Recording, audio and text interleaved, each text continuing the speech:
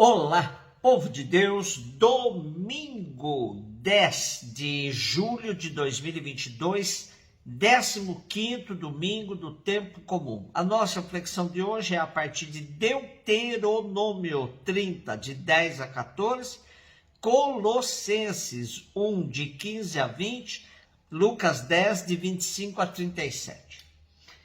Deuteronômio significa literalmente segunda aliança. E o livro apresenta uma reflexão amadurecida de teólogos do Reino do Norte, Israel, preocupados em lembrar ao povo os compromissos assumidos no âmbito da aliança. O que vemos literariamente é um conjunto de discursos de Moisés, uma espécie de testamento espiritual que Moisés teria pronunciado antes de sua morte na planície de Moabe, na altura em que os hebreus se preparavam para renovar a aliança antes de entrar na terra prometida. O texto que hoje nos é proposto é a parte final do terceiro discurso de Moisés. Porém, na realidade, trata-se de uma homilia dos teólogos deuteronomistas, redigida já na fase final do exílio da Babilônia, alertando a comunidade do povo de Deus para as consequências da fidelidade ou da infidelidade face aos compromissos assumidos para com Javé.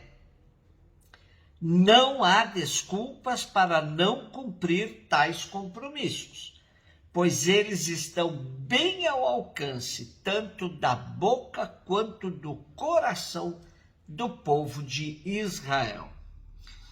Colossenses 1, de 15 a 20. Ler a carta aos Colossenses nos coloca frente a um tema muito comum nos dias de hoje, o chamado sincretismo ou bricolagem.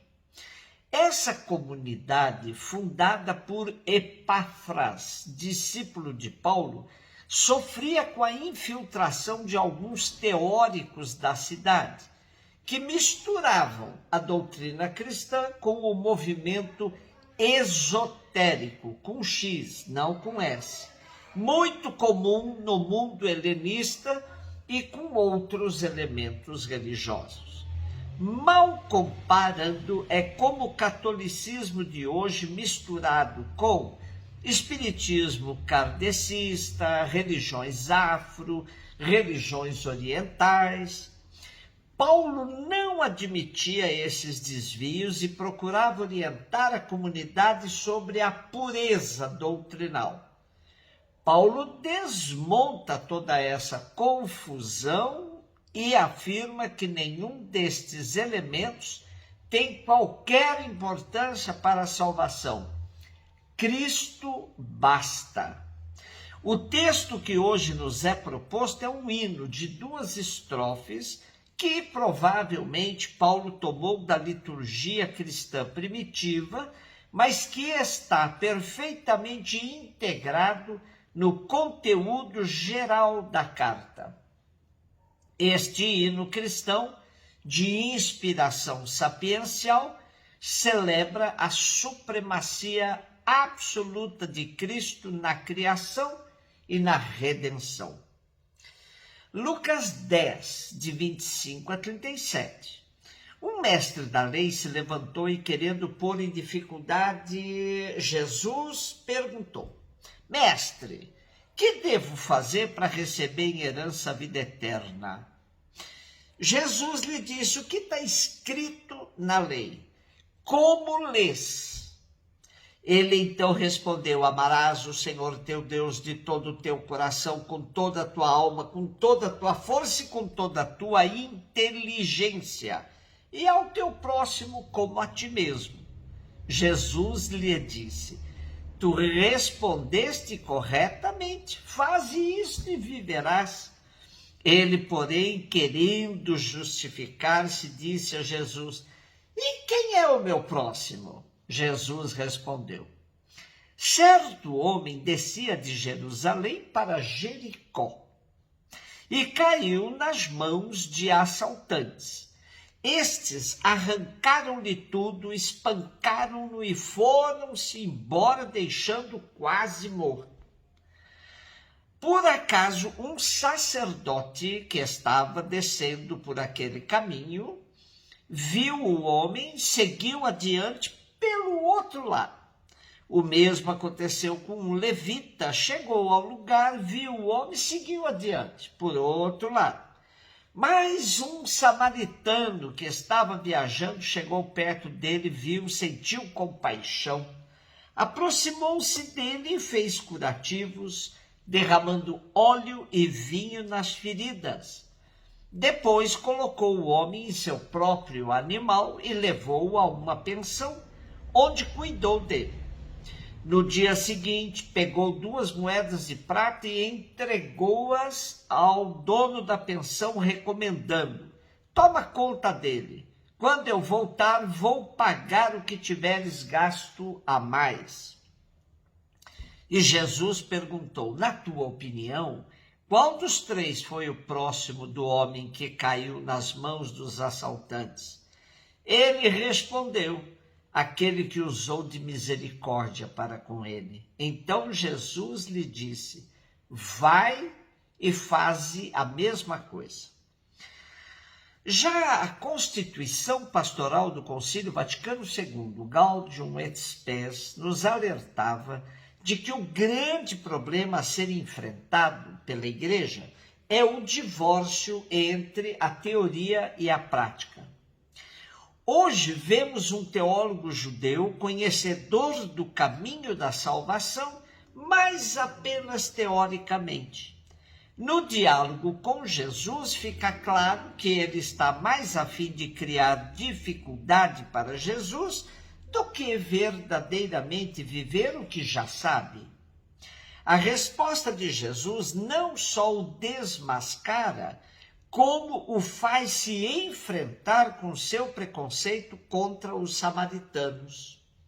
Jesus está a caminho de Jerusalém, e tudo o que acontece neste caminho serve de instrução aos seus discípulos, que, por certo, também alimentavam preconceitos contra os samaritanos. Historicamente, a divisão entre judeus e samaritanos começou quando, em 722, 721 a.C., a Samaria foi tomada pelos assírios e foi deportada cerca de 4% da população. Na Samaria instalaram-se colonos assírios, que se misturaram com a população local. Para os judeus, os habitantes da Samaria começaram, então, a paganizar-se. A relação entre as duas comunidades deteriorou-se ainda mais quando, após o regresso do exílio, os judeus recusaram a ajuda dos samaritanos para a reconstrução do Templo de Jerusalém, lá pelos anos 437. E denunciaram os casamentos mistos. Tiveram então que enfrentar a oposição dos samaritanos na reconstrução da cidade.